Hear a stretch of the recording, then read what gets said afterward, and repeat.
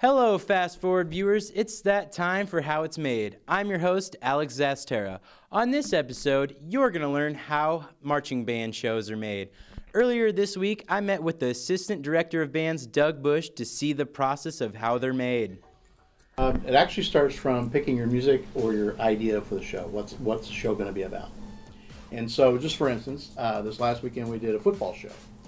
So, Tony Falcone and I pick out the music together and talk about, for this one particularly, had kind of a storyline. So the show started with the kickoff. So we set up the whole thing. It's a football game. Then it went through kind of a generics middle section where we actually did like slow motion rewind thing. So they backed up a drill and then did it again in slow motion. And then the last segment was actually a Hail Mary pass. So we started with that kind of idea and then found music to go along with that.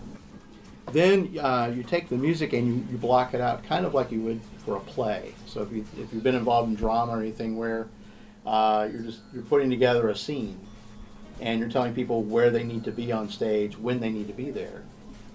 Sometimes how they react to what's going on. So that's really where it starts. Then you move to where you're actually producing something that you can give people so that they can find their spot on the field. You get these printouts, and so again, it's the grid. You can see the yard line markers on here, and then each one of these little symbols is a person. We use a computer program called Piware, and that's a charting tool. The drill program will actually animate between pictures. So it'll show you where they are on a specific count of the music, and then it'll actually animate them to the next picture, and you can see how they're supposed to move through space. And then they just go on the field and they find their spot and how it relates to the football field. And then they figure out how their spot relates to other people. So I know that I'm in a line behind 8 people, or I know that I'm in a line side by side with 8 people, or I'm in some kind of a circle, an arc. We meet Monday through Friday from 7 a.m. to 8:20.